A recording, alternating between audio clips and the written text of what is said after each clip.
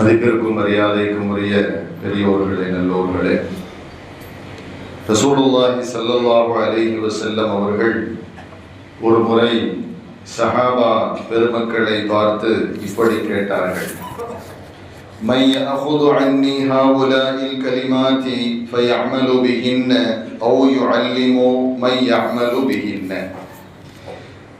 நான் சொல்லவிருக்கும் இந்த வார்த்தைகளை, அதாவது இந்த கலிமாத்துக்களை என்னிடமிருந்து கற்றுக்கொண்டு பிறகு அவற்றை பிறருக்கு சொல்லிக் கொடுத்து அதன் பிரகாரம் செயல்படுமாறு மக்களுக்கு கற்றுக் கொடுப்பவர் யார் என்று பெருமானார் கேட்டார்கள். அதாவது நான் சொல்லவிருக்கும் வார்த்தைகளை என்னிடமிருந்து கற்றுக்கொண்டு அவர் செயல்படுவதோடு மட்டுமல்லாமல் பிறருக்கும் அதை சொல்லிக் கொடுத்து பிற மக்களையும் செயல்பட செய்பவர் யார் என்று பெருமானார் கேட்டனர். அப்போது அந்த இடத்தில் ஹஜ்ரத் அபூ ஹுரைரா ரலியல்லாஹு அன்ஹு அவர்கள் இருந்தனர். அவங்க சொன்னாங்க, யா ரசூலல்லாஹ், நான் தயாராக இருக்கிறேன் என்றனர். உடனே ஸல்லல்லாஹு அலைஹி வஸல்லம் அவர்கள் அபூ ஹுரைரா சொல்றாங்க, ஃபஅஹத பியதி ஃபஅத்த ஹம்ஸன். பெருமானார் ஸல்லல்லாஹு அலைஹி வஸல்லம் அவர்கள் என்னுடைய கரத்தை அவர்களுடைய கரத்தோடு அன்போடு இணைத்துக் கொண்டார்கள். பிறகு 5 விஷயத்தை சொன்னார்கள். அது என்ன 5 விஷயம்? கால, பெருமானார் சொன்னார்கள், இத்தகில் மஹாரிம தகுன் அபதன் நாஸ். மார்க்கத்தில் ஹராமாக்கப்பட்ட விஷயங்களிலிருந்து நீ விலகிவிடு, அதிலிருந்து நீ தவிர்ந்து விடு. அப்படி செய்தால் தகுன் அபதன் நாஸ், மனிதர்கள் யாவரை காட்டிலும் நீ அதிகம் வணக்கம் செய்பவனாக, இபாதத்து செய்பவனாக ஆகிவிடுவாய். இரண்டாவது பெருமானார் சொன்னார்கள், வர்த பிமா கஸமல்லாஹு லக தகுன் அகனன் நாஸ். அல்லாஹு தஆலா உனக்கு எதை கொடுத்திருக்கிறானோ அதை கொண்டு நீ போதுமாக்கிக்கொள், அதை நீ பொருந்திக்கொள், ஏற்றுக்கொள். அப்படி செய்தால் தகுன் அகனன் நாஸ், நீ மனிதர்களிலேயே மிக பெரும் சீமானாகி விடுவாய், மிக பெரும் செல்வந்தனாகி விடுவாய். மூன்றாவது பெருமானார் சொன்னார், வஹ்சின் இலா ஜாரிக தகுன் முஃமினா. உனது அண்டை வீட்டாரோடு நீ நல்ல முறையில் நடந்து கொள், உன் பக்கத்து வீட்டுக்காரனோடு நீ நல்ல முறையில் பழகிக்கொள். அப்படி செய்தால்தான் நீ முஃமினாவாய், முழுமையான இறை நம்பிக்கையாளனாவாய். அடுத்து பெருமானார் ஸல்லல்லாஹு அலைஹி வஸல்லம் அவர்கள் சொன்னார்கள், வஹிப்ப லின்னாசி மா துஹிப்பு லினஃப்ஸிக தகுன் முஸ்லிமா. நீ எதை விரும்புகிறாயோ அதையே மற்றவருக்கும் நீ விரும்பு. அப்படி செய்யும் பொழுதுதான் நீ முஸ்லிம் ஆவாய் என்று சொன்னார்கள். ஐந்தாவதாக பெருமானார் சொன்னார்கள், வலா துக்ஸிரு தஹிக ஃபைன்ன கஸரத்த தஹிகி துமீதுல் கல்ப. நீ அதிகமாக சிரிக்காதே, நீ அதிகமாக சிரித்திடாதே. ஏனென்றால் அதிகமாக சிரிப்பது உனது கல்பை, துமீதுல் கல்பு, உன்னுடைய கல்பை மரணிக்க செய்துவிடும் என்று ஸல்லல்லாஹு அலைஹி வஸல்லம் அவர்கள் இந்த 5 விஷயங்களை சொன்னார்கள் என்று ஹஜ்ரத் அபூ ஹுரைரா ரலியல்லாஹு அன்ஹு அவர்கள் சொல்லித் தரும் இந்த ஹதீஸ் திருமிதியில் இடம்பெற்றிருக்கிறது. கண்ணியத்திற்குரிய நல்லோர்களே, இது ஏதோ ஒரே வாரத்தில் பேசி முடிக்கப்படுகிற செய்திகள் அல்ல. இது பல வாரங்கள் பேசப்படக்கூடிய ஒரு அற்புதமான தகவல். இருந்தாலும் சுருக்கமாக நேரத்தினுடைய அருமை கருதி சில வார்த்தைகளை நாம் தெரிந்து கொண்டு இதை முடித்துக் கொள்ளலாம். பெருமானார் இங்க 5 விஷயங்கள்ல முதலாவது ஒண்ணு சொல்றாங்க. 5 விஷயம் சொன்னாங்க. அது 5ல் முதலாவது என்னன்னு சொன்னா, இத்தகில் மஹாரிம் தகுன் அபதன் நாஸ். மார்க்கத்தில் ஹராமாக்கப்பட்டதை நீ விட்டுவிடு, அதிலிருந்து நீ தவிர்ந்து கொள், அதை செய்யாதே. அப்படி செய்தால் நீ மனிதர்களிலேயே அதிகம் வணக்கம் புரிபவனாக ஆகிவிடுவாய் என்று சொன்னார்கள். இப்ப மார்க்கத்தில் எதுவெல்லாம் ஹராம் நமக்கு தெரியும், எது ஹராம் எது ஹலால் என்று. இருந்தாலும் இன்னும் ஆழமாக போனால் பல்வேறு விஷயங்கள் நமக்கு காண கிடைக்கிறது. உதாரணமாக நாம் புரிந்து கொள்ளும் அளவுக்கு உணவு பானங்களில் ஹராம் இருக்கிறது. நாம் உண்ணக்கூடிய உணவிலும் நாம் குடிக்கக்கூடிய பானங்களிலும் சிலவற்றை மார்க்கம் ஹராம் என்று சொல்லும். பானங்களில் ஹராம் என்று சொல்வது அல் ஹம்ரு, அதாவது மது. மது என்பது ஹராம். அதுபோன்று போதை தருகிற எந்த வஸ்துவாக எந்த பானமாக இருந்தாலும் அவை யாவுமே ஹராம். அதே போல ஹின்சீர் என்று சொல்லப்படுகிற பன்றி, அதனுடைய இறைச்சி, லஹ்முல் ஹின்சீர், பன்றியினுடைய இறைச்சி ஹராம், ரத்தம் ஹராம். அதாவது ஹலாலான வஸ்துக்களில் ஆடு மாடு இருக்குது பார்த்தீங்களா, இதை நம்ம சாப்பிடலாம். ஆனால் இதிலும் ஹராம் இருக்கிறது. குறிப்பாக ரத்தத்தை புசிப்பது ஹராம். ஆனால் மாற்றுப்பத மக்கள் அதை சாதாரணமாக சாப்பிடுவாங்க. ஹோட்டலில் எழுதி போட்டிருப்பாங்க ரத்த பொரியல் தயார் அப்படின்னு போட்டு, அது சாப்பிட ஹராமாச்சு. அது மார்க்கத்திலே தடை செய்யப்பட்டு இருக்கிறது. அதே போல தாமாக இறந்தது, ஹலாலான விலங்கினங்களில் கூட மீனை தவிர மற்றுமுள்ள விலங்கினங்கள் தாமாக இறந்தால் அது ஹராம். அதே போல அல்லாஹு தஆலாவினுடைய பெயர் சொல்லி அறுக்கப்படாத, அதாவது பிற தெய்வங்களுக்கு அறுக்கப்படுகிற அந்த உயிரினங்கள், அது ஹலால் என்றாலும் கூட கூடாது. ஏன்னா அது அல்லாஹ்வின் பெயர் சொல்லி அறுக்கப்படாதது, அது பிற தெய்வங்களுக்கு அறுக்கப்பட்டிருக்கிறது. எனவே அதை உண்பது ஹராம். அப்ப இது போன்று பல்வேறு விஷயங்கள் உணவில் உண்டு, குடிப்பில் உண்டு. இதே போல வணக்க வழிபாடு தொடர்பாக, இபாதத்து தொடர்பாக நீங்கள் பார்த்தால் அல்லாஹ்வுக்கு இணை வைப்பது ஹராமோ ஹராம். ஹராமுக்கெல்லாம் தலைமையான ஹராம் என்ன? அல்லாஹ்வுக்கு ஷிர்க் வைப்பது, அல்லாஹ்வை விட்டு இன்னொன்றை கடவுளாக்கி வணங்குவது, சிலை வழிபாடு செய்வது, சிஹர் செய்வது, சூனியம் செய்வது, ஜோசியம், சகனம் எல்லாமே ஒரு வகையான ஷிர்க் தான். இதெல்லாம் மார்க்கத்தில் ஹராம் வழிபாடு என்று எடுத்துக்கொண்டால். அதே போல சமூக நடத்தை, சமூகத்திலே நடந்து கொள்ளும் விதம் என்று எடுத்துக்கொண்டால் ஜினா என்பது ஹராம். அதே போல அது சார்ந்த பல்வேறு விஷயங்கள் ஹராம். ஒருவரை கொலை செய்வது ஹராம், ஒருவரின் பொருளை திருடுவது ஹராம், ஏமாற்றி வாங்குவது ஹராம், பெற்றோருக்கு மாறு செய்வது ஹராம், பொய் சொல்லி ஏமாற்றுவது, பொய் பேசுவது, இதுவெல்லாம் ஹராம் என்ற லிஸ்ட்ல வந்துடும். ஒருவர் மீது அவதூறு பரப்புவது, புறம் பேசுவது, இதெல்லாம் ஹராம் ஹராம். சமூக நடத்தையில் நிதி மற்றும் வியாபாரம் என்று நீங்கள் எடுத்துக்கொண்டால் வட்டி என்பது பச்சை ஹராம். அது எந்த ரீதியிலும் அது அனுமதிக்கப்பட்டதல்ல. அது எந்த உருவத்தில் வந்தாலும் சரி, வட்டி என்பது ஹராம். அடுத்தது லாட்டரி சீட்டு ஹராம், லஞ்சம் வாங்குறது, ஏமாத்துறது. ஒருத்தரிடத்துல இந்த காரியத்தை நான் செஞ்சு தர்றேன்னு சொல்லி காசை வாங்கிட்டு அப்படியே ஏமாத்தி ஏதாவது பொய்ய சொல்லி இதெல்லாம் ஹராம் மார்க்கத்தில். அதே போல ஆடை அணிகலன்கள் என்று எடுத்துக்கொண்டால், ஆடை அணிகலன்கள் என்று எடுத்துக்கொண்டால் பட்டு ஆண்கள் அணிவது ஹராம், தங்க நகைகள் ஆண்கள் அணிவது ஹராம். இந்த ரெண்டும் பெண்களுக்கு ஹலால் கூடும். அதே போல ஒரு ஆண் பெண்ணை போன்று உடை உடுத்திக் கொள்வது ஹராம். அதே போல ஒரு பெண் ஆணை போன்று சிகை அலங்காரம் செய்து கொள்வது ஹராம். அப்ப இப்படி எல்லாம் மார்க்கத்திலே ஹராம்கள் என்பது பரவலாக இருப்பதை பார்க்கிறோம். ஸல்லல்லாஹு அலைஹி வஸல்லம் அவங்க என்ன சொல்றாங்க அப்படின்னு சொன்னா, இத்தகில் மஹாரிம், மார்க்கத்தில் தடை செய்யப்பட்டதை நீ விட்டுவிடு, அதிலிருந்து நீ ஒதுங்கிக்கொள், தவிர்த்து கொள். அப்படி நீ செய்தால் தகுன் அபதன் நாஸ், நீ மனிதர்களிலேயே அதிகம் வணக்கம் செய்பவனாக, இபாதத்து செய்பவனாக நீ ஆகிவிடுவாய் என்று பெருமானார் ஸல்லல்லாஹு அலைஹி வஸல்லம் அவர்கள் இங்கு நமக்கு சொல்லி தருகிறார்கள். என்று சொன்ன நல்லவர்களே, ஒரு மனிதர் ஹராமை விட்டாலே அவருக்கு இபாதத்து செய்யணும்னு தோணும். ஒரு மனிதர் ஹராமிலிருந்து விலகிட்டார்னு வைங்கள, ஹராமை விட்டுட்டார் அப்படின்னு சொன்னாலே அவர் இறைவனை வணங்க வேண்டும் என்ற சிந்தனையாளராக ஆட்டோமேட்டிக்கா மாறிடுவார். இன்றைக்கு நம்மிடத்தில் அரசியல் புரசலாக சில விஷயங்கள் இருக்கும் காரணத்தினால், தெளிவாக அல்ல, அப்படி இப்படி இருக்கிற காரணத்தினால என்னன்னு சொன்ன இபாதத்துல நமக்கு மனசு லயிக்க மாட்டேங்குது. இருந்தாலும் அல்லாஹ் தஆலா நம்முடைய குறைவான இபாதத்தையும் அவன் பொருந்தி கொள்ள வேண்டும் என்று நாம் இந்த நேரத்தில் துஆ செய்ய வேண்டும். நம்முடைய வணக்க வழிபாடுகள் ரப்பிடத்திலே அங்கீகரிக்கப்படுவதற்கு முதற் காரணம் என்னன்னு சொன்னா நம்முடைய ஹலால் தான். ஹலாலை ஏற்பதும் ஹராமை விடுவதும். ஒரு மனிதனுடைய உணவும் உடையும் ஹராமாக இருக்கிறது என்றால் அது என்ன, அவருக்கும் ரப்புக்கும் ரொம்ப டிஸ்டன்ஸ், ரொம்ப தூரம் ஆகி போச்சுன்னு அர்த்தம். இன்னைக்கு திடீர்னு ஒரு ஆள் பணக்காரன் ஆயிராரு, நேற்று வரைக்கும் சாதாரணமா இருந்தாரு, இன்னைக்கு பெரிய பணக்காரன் ஆயிட்டாருன்னு சொன்னா மருகும் ஒரு ஹதரத் பெருந்தகை சொல்லுவார்கள், ஒருவன் திடீரென்று பணக்காரனாக மாறுகிறான் என்றாலே அவன் நிச்சயமாக ஹராமில் இருக்கிறான் என்று அர்த்தம் சொன்னான். ஏன் அந்த உலகத்தை பொறுத்த வரைக்கும் திடீரெல்லாம் யாரும் பணக்காரன் ஆக முடியாது. பல பேர்த்த காசை வாங்கி ஓடிட்டான் பணக்காரன். இன்னைக்கு அதான் நடக்குது.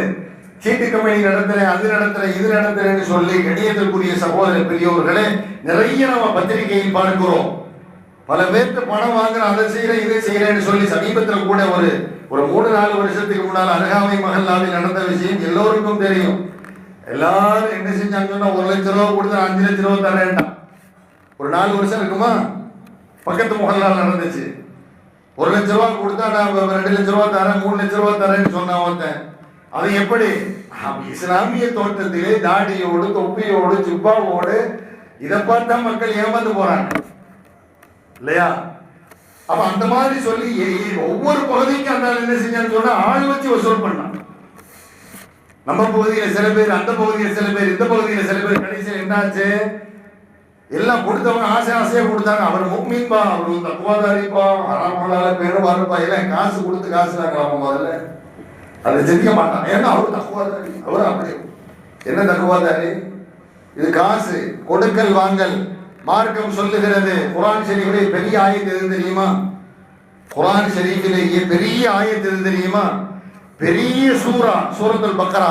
அந்த பெரிய சூறாவில் இருக்கக்கூடிய ஒரு ஆயத்து மிகப்பெரிய ஆயத்து, கிட்டத்தட்ட 1.5 பக்கத்துக்கு இருக்கும். அது எந்த ஆயத்? கொடுக்கல் வாங்கல் சம்பந்தமாக அல்லாஹ் பேசுறான். அல்லாஹ் எதை பேசுறான்?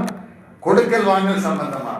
இன்னைக்கு நாம என்ன நினைக்கிறோம்னு சொன்னா, நல்ல மனுஷங்க, அவர் தக்குவாதாரிங்க, அவர் குர்ஆன் ஹதீஸுக்கு மாற்றம் செய்ய மாட்டாருங்க அப்படின்னு நினைச்சு என்ன செய்யறாரு? இவரு பொருளை கொண்டு போய் கொடுத்தார், பணத்தை கொண்டு போய் கொடுத்து என்ன ஆச்சு? அவன் கடைசியில நல்லா வசூல் பண்ணிட்டு அவன் ஓடிட்டான் லண்டனுக்கு.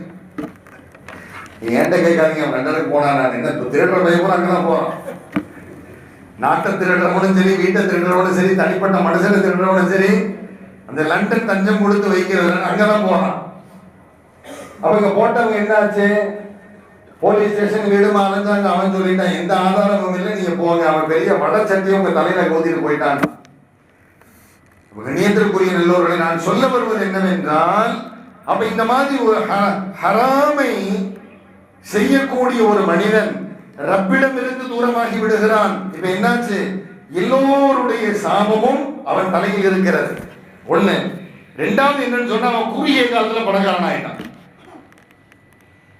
ஒரு மனுஷனை ஏமாத்துவது, ஒரு மனுஷனை திருடுறது மூலமாகத்தான் ஒருத்தர் பணக்காரன் ஆக முடியுமே தவிர, குறுகிய காலத்துல சொல்றேன், உழைச்சி செல்வந்தர்களாக வந்தவர்கள் தான் சமூகத்துல நம்ம நிறைய பார்க்கிறோம் இல்லையா? உழைச்சி சிரமப்பட்டு என்னங்க செஞ்சீங்க? ஆரம்பத்துல நான் கடையில வேலை செஞ்சேன், பிளாட்ஃபார்ம்ல நான் வேலை செஞ்சேன், பிளாட்ஃபார்ம்ல இருந்தேன். நிறைய மக்கள் இருக்கிறாங்க. அல்ஹம்துலில்லாஹ், அல்லாஹ் அவங்களுடைய வாழ்க்கையில வரக்கத்து செய்யணும். ஆனா இன்னைக்கு பரவலாக நாம் பத்திரிகையின் மூலமாக, இன்னபிற நடைமுறை வாழ்வின் மூலமாக பார்க்கிறோம் எல்லோருடைய பத்து. அப்ப எல்லோருடைய பத்துவாவையும் ஒரு மனிதன் சுமந்தால் அவருடைய இபாதத் ஏற்றுக்கொள்ளப்படுமா? அதான் ஸல்லல்லாஹு அலைஹி வஸல்லம் சொல்றாங்க, ஹராமில் இருந்து நீ விலகினால் நீ மனிதர்களிலேயே சிறந்த வணக்கசாலியாக மாறிவிடுவாய். கண்ணியத்திற்குரிய சகோதர பெரியோர்களே, எகிப்து நாட்டினுடைய அரசர், அந்த அரச மாளிகையில், அரண்மனையில் ஹஜ்ரத் யூசுப் அலைஹிஸ்ஸலாம் ஒரு பணியாளனாக, ஒரு வேலைக்காரனாக இருந்தார்கள். அல்லாஹ் குர்ஆன்ல பேசக்கூடிய வரலாறு. எகிப்து நாட்டினுடைய மாபெரும் அரசன் அரச மாளிகையில், அரண்மனையில் யூசுப் அலைஹிஸ்ஸலாம் சிறு குழந்தையாக இருந்த பொழுது வேலைக்காரனாக இருந்தார்கள். அந்த அரசரின் மனைவி ஹஜ்ரத் யூசுப் அலைஹிஸ்ஸலாத்து வஸலாம் அவர்களுடைய அழகிலே மதிமயங்கி அவர்களோடு தவறாக நடக்க முயன்றார். தவறின் பக்கம் வா என்று சொன்னார். அல்லாஹ் குர்ஆன்ல சொல்றான், وَرَاوَدَتْهُ الَّتِي هُوَ فِي بَيْتِهَا عَنْ نَفْسِهِ وَغَلَّقَتِ الْأَبْوَابَ. وقالت, அந்த அம்மா சொன்னாங்க, கதவெல்லாம் பூட்டி இருப்பா, யாரும் வர மாட்டாங்க, என்னருகே நெருங்கி வா. அதாவது தவறு செய்ய அந்த அம்மையார் அழைத்த பொழுது ஹஜ்ரத் யூசுப் அலைஹிஸ்ஸலாத்து வஸலாம் அவர்கள் அந்த நேரத்தில் என்ன சொன்னாங்க தெரியுமா? மஆதல்லாஹ். என்ன சொன்னாங்க? மஆதல்லாஹ் இன்னஹு ரப்பி அஹ்ஸன மத்வாய் இன்னஹு லா யஃப்லிஹுல் ஸாலிமூன். அல்லாஹ் என்னை பாதுகாப்பானாக, அல்லாஹ்விடமிருந்து நான் பாதுகாப்பு தேடுகிறேன். இன்னஹு ரப்பி அஹ்ஸன மத்வாய். பெண்ணே, உன் கணவர் இருக்கிறாரே, மன்னர் இருக்கிறாரே, அவர் உன்னுடைய கணவர். உன்னுடைய கணவர் நான் தங்கும், அவர் என் எஜமானர். இன்னஹு ரப்பி அஹ்ஸன மத்வாய். அவர் என்னுடைய ரப்பு. ரப்புனா என்ன? எஜமானர், முதலாளின்னு அர்த்தம். உன்னுடைய கணவர் என்னுடைய எஜமானர், என்னுடைய முதலாளி. அஹ்ஸன மத்வாய், நான் தங்கும் இடத்தை அழகுபடுத்தி கொடுத்திருக்கிறார். நான் இங்கு பணி செய்கிறேன், எனக்கு தேவையானதை எல்லாம் கொடுக்கிறார். இன்னஹு லா யுஃப்லிஹுல் ஸாலிமூன், அநியாயம் செய்பவர்கள் ஒருபோதும் வெற்றி பெற மாட்டார்கள். நான் அநியாயம் செய்ய மாட்டேன், மஆதல்லாஹ், அல்லாஹ் என்னை பாதுகாப்பாயாக என்று அவர்கள் சொன்னார்கள் என்று அல்லாஹ் குர்ஆன்ல சொல்றான். அப்ப இங்க என்ன சொல்ல வர்றேன் அப்படின்னா, யூசுப் அலைஹிஸ்ஸலாத்து வஸ்ஸலாம் அவர்கள் அந்த நேரத்தில் ஹராமை தேர்வு செய்திருந்தால், ஒரு ஹராமை தேர்வு அந்த செஞ்சா அதை பார்க்கறதுக்கு யாருமே இல்லை. மன்னன் எங்கேயோ போயிட்டார், வெளியே போயிட்டார். அரண்மனையினுடைய அத்துணை கதவுகளும் தாளிடப்பட்டிருக்கிறது. இந்த பெண்மணியும் யூசுப் அலைஹிஸ்ஸலாம் தான் இருக்கிறாங்க. அந்த அறையில யாருமே இல்லை. தவறு செய்வதற்கான நேரமும் காலமும் சந்தர்ப்பமும் அற்புதமாக வாய்க்க பெற்றும் கூட ஹஜ்ரத் யூசுப் அலைஹிஸ்ஸலாத்து வஸ்ஸலாம் அவர்கள் தவறு செய்தார்களா? இல்லை. ஒருவேளை அந்த ஹராமை அவர்கள் செய்திருந்தால் அவர்களுக்கு பதவி உயர்வு கொடுக்கப்பட்டிருக்கலாம், மிகப்பெரிய அரியணைக்கு அவர்கள் சொந்தக்காரர்களாகி இருக்கலாம், அதிகாரம் அவர்களுக்கு வந்திருக்கலாம். ஆனால் அதையெல்லாம் அவர்கள் விரும்பவில்லை. முதலில் அந்த ஹராமை செய்யவே அவர்கள் பிரியப்படல. மஆதல்லாஹ், அல்லாஹ் என்னை பாதுகாப்பாயாக என்று சொன்னார்கள். வரலாற்றிலே எழுதப்படும், இறைவா என்னை பாதுகாப்பாயாக என்று ஓடி ஒரு கதவின் பக்கம் நெருங்கினார்கள். அந்த பூட்டு தானாக உடைந்தது, வெளியே சென்றார்கள் என்று வருகிறது. அப்ப கண்ணியத்திற்குரிய சகோதர பெரியோர்களே, ஆக இப்படி ஹஜ்ரத் யூசுப் அலைஹிஸ்ஸலாத்து வஸ்ஸலாம் அவர்கள் இப்படி நடந்து கொண்டதன் விளைவு என்னாச்சு தெரியுமா? கடைசியில் என்னாச்சு தெரியுமா? அல்லாஹ் தஆலா அவர்களை அந்த நாட்டினுடைய அதிகாரப்பூர்வமான அமைச்சராக அல்லாஹ் ஏற்பாடு செய்தார். அந்த நாட்டினுடைய மிக பெரும் அதிகாரப்பூர்வமான உணவுத்துறை அமைச்சராக அவர்கள் பொறுப்பேற்றுக் கொண்டார்கள். அனைவருக்கும் நன்மை செய்தார்கள், அவர்களுக்கு கண்ணியம் கிடைத்தது என்று அல்லாஹ் குர்ஆனில் பேசுகிறான். ஒருவேளை ஹராமை செய்திருந்தால் அந்த நேரத்தில் அவங்களுக்கு பதவி கிடைக்கிற மாதிரி கிடைச்சிருக்கலாம், கண்ணியம் கிடைக்கிற மாதிரி கிடைச்சிருக்கலாம். ஆனால் ஹராமான வழியில் வந்தது அது இன்றைக்குமே நிலைக்காது. அதன் மூலமாக அந்த மனிதன் நிம்மதி பெற முடியாது. ஸல்லல்லாஹு அலைஹி வஸல்லம் சொல்றாங்க, இத்தகில் மஹாரிம், நீ ஹராமில் இருந்து உன்னை பாதுகாத்திடு, நீ அதிலிருந்து விலகிவிடு. என்னாவாய்? நீ வணக்கசாலிகளிலேயே, அதாவது மனிதர்களிலேயே அதிகம் வணங்கக்கூடியவனாக மாறிவிடுவாய். இரண்டாவதாக ஸல்லல்லாஹு அலைஹி வஸல்லம் சொன்னாங்க, வர்தபிமா கஸமல்லாஹு லக தகுன் அகனன் நாஸ், அல்லாஹ் தஆலா உனக்கு எதை கொடுத்தானோ அதை பொருந்திக்கொள், நீ மக்களில் மாபெரும் சீமானாகிடுவாய். அல்லாஹ் உனக்கு எதை கொடுத்திருக்கிறானோ அதை நீ பொருந்திக்கொள். अल्लाह ने जो दौलत दी है அது மேல நீ என்ன செய்யணும்? அல்லாஹ் எதை கொடுத்திருக்கிறானோ அதை நீ பொருந்தி அதை ஏற்றுக்கொள். அதை விட்டுட்டு அல்லாஹ் எனக்கு என்ன கொடுத்தா, அவளுக்கு அதை கொடுத்திருக்கிறானே, இவனுக்கு இதை கொடுத்திருக்கிறானே, எனக்கு எதுவும் தரலையே, எதுவும் தரலையே என்று அதிருப்தியாளனாக நீ ஆகிவிடாதே. அப்படி இருந்தால் தக்குன் அகனன் நாஸ், நீதான் செல்வந்தன். செல்வந்தன் என்ன? நீ செல்வந்தன் ஆயிரவாய். அல்லாஹ் கொடுத்ததை பொருந்தினால் நீ வருங்காலத்திலே மாபெரும் செல்வந்தனாக மாறப்போகிறாய் என்பது பொருள். கண்ணியத்திற்குரிய சகோதர பெரியோர்களே, அல்லாஹ் தஆலா நமக்கு கொடுத்தது மட்டுமே நமக்கு பலன் தரும். அல்லாஹ் நமக்கு எதை கொடுத்திருக்கிற ஒரு விஷயத்தை கவனிக்கணும். அவனுக்கு அதை கொடுத்திருக்கிறான், இவனுக்கு எதை கொடுத்திருக்கிறான், அப்படி இப்படி அது இது அதை நம்ம பார்க்கவே கூடாது. அதோட ரகசியம் என்ன தெரியுமா? அல்லாஹ் எனக்கு என்ன கொடுத்திருக்கிறானோ அதுதான் எனக்கு பலன் தரக்கூடியது. அல்லாஹ் எனக்கு எதை கொடுத்திருக்கிறானோ அது மட்டும்தான் எனக்கு லாபம் தரும், பலன் தரும், நன்மை தரும், ஆரோக்கியம் தரும். அவருக்கு அது கொடுத்திருக்கிறானோ அது எனக்கு கொடுக்கல. அல்லாஹ் ஏன் கொடுக்கல? அதனால் உனக்கு ஆபத்து இருக்குது. அதனால் உனக்கு ஆபத்து இருக்குது. உன் கூட தான் படிச்சான், உன் கூட தான் வச்சான், அவன் நிறைய சம்பாதிக்கிறான், நீ குறைவே சம்பாதிக்கிற. அவன் நிறைய கார் வாங்கியிருக்கிறான், நீ சைக்கிள் கூட வாங்க முடியல. அவன் என்ன அர்த்தம் அப்படின்னு சொன்னா, அவனை போல உனக்கு அல்லாஹ் கொடுத்தா அதுல உனக்கு ஆபத்து இருக்குது. அதனால அல்லாஹ் உன்னை பாதுகாத்திருக்கிறான். சில பேர் வருத்தப்படுவாங்க, குழந்தை இல்லைன்னு சொன்னா வருத்தம் வரதான் செய்யும். மனுஷன் சொன்னா கவலை வரதானே செய்யும். ஆனால் அல்லாஹ் தஆலா ஏன் தருவதற்கு தாமதிக்கிறான் என்றால் அதில் உனக்கு கயிறு வச்சிருக்கிறான். நீ குழந்தை இல்லாம இத்துணை ஆண்டுகளை கடத்திட வேண்டும், பிறகு குழந்தை உனக்கு வர வேண்டும். இத்துணை ஆண்டுகளில் குழந்தை இல்லாமல் வருவதுதான் உனக்கு பாதுகாப்பு. நாம ரப்பை முதலில் புரிய வேண்டும். அல்லாஹ் நமக்கு எது செஞ்சாலும் நல்லதுதான் செய்யும். ஒரு விஷயத்தை விளங்கணும், அல்லாஹ் எனக்கு எது செய்தாலும் நன்மைதான் செய்வான். அல்லாஹ் எனக்கு தீமை செய்ய மாட்டான், எனக்கு தீமை செய்து எனக்கு நோவினை செய்து அதில் மகிழக்கூடியவன் அல்ல என்னுடைய ரப்பு. அப்படியே எனக்கு வேதனை வருது, கஷ்டம் வருதுன்னு சொன்னா அது என்னாலதான் வருது என்று நம்புவேன். அல்லாஹ் குர்ஆன்ல சொல்றானா இல்லையா, நல்லது நடந்தால் அது என் புறத்தில் இருந்து உனக்கு வருகிறது அடியானே, தீயது நடந்தால் அது உன் கை செய்த வினை என்று சொல்றார்.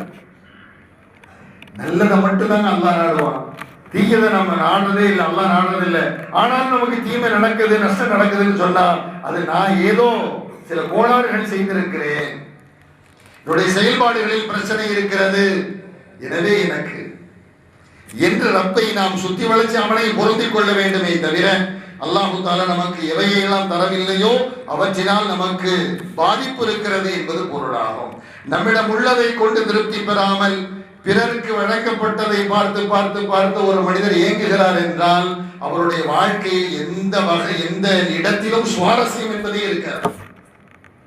அவன் போடுற சட்டை என்ன, அவன் போடுற பேண்ட் என்ன, அவன் போடுற கண்ணாடி என்ன, அவன் போடுற கார் தேவையில்லை. அல்லாஹ் அவனுக்கு கொடுத்திருக்கு. அல்லாஹ் தானே கொடுத்தான், யார் கொடுத்தா? என்னை படைத்த ரப்ப அவனுக்கு கொடுத்திருக்கிறான், எனக்கு தரவில்லை. எனக்கு நேரம் வரும்பொழுது தருவான், எனக்கு நன்மையை நாடும் போது தருவான், இல்லைன்னா தராம இருப்பான், அவ்வளவுதான். இவ்வளவு பெரிய செல்வந்தரா இருந்தாலும் யாரு கொடுத்தது? அல்லாஹ் தானே கொடுத்தான். அந்த அல்லாஹ் நமக்கு தர மாட்டானா? தருவான், தரும்போது தருவான். தரலைன்னு சொன்ன அல்லாஹ்ட்ட சண்டை போட முடியுமா? ஏன் தரலையா அல்லாஹ்?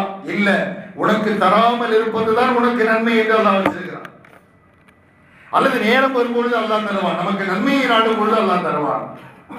கண்ணியத்திற்குரிய சகோதர பெரியவர்களை ஸல்லல்லாஹு அலைஹி வஸல்லம் சொன்னாங்க, ரப்புக்கு நன்றி உள்ளவர்களாக நாம் இருக்க வேண்டும்.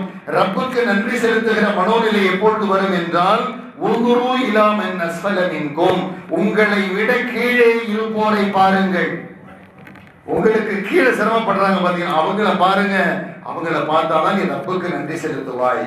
உனக்கு மேலே இருப்பவரை பாராதே, உன்னை விட பெரிய ஆளை பார்க்காத, பெரிய செல்வம் உடையவரை பார்க்காத, பார்த்தா ரப்புக்கு நீ நன்றி கொன்றவனாகத்தான் வாழ்வாய் என்று பெருமானார் ஸல்லல்லாஹு அலைஹி வஸல்லம் அவர்கள் நமக்கு சொல்லி தருகிறார்கள். அடுத்து ஸல்லல்லாஹு அலைஹி வஸல்லம் சொன்னாங்க, வஹ்சின் இலா ஜாரிக தகும் முஃமினா, உன்னுடைய அண்டை வீட்டாரோடு நீ நல்ல முறையில் நடந்திடு, அப்போதுதான் நீ முஃமினாவாய். முஃமின் முழுமை பெற்ற இறை நம்பிக்கையாளர். ஒரு மனிதன் எப்போதாவது இன்று அண்டை வீடு என்றாலே சண்டை வீடு என்றாகி போனது.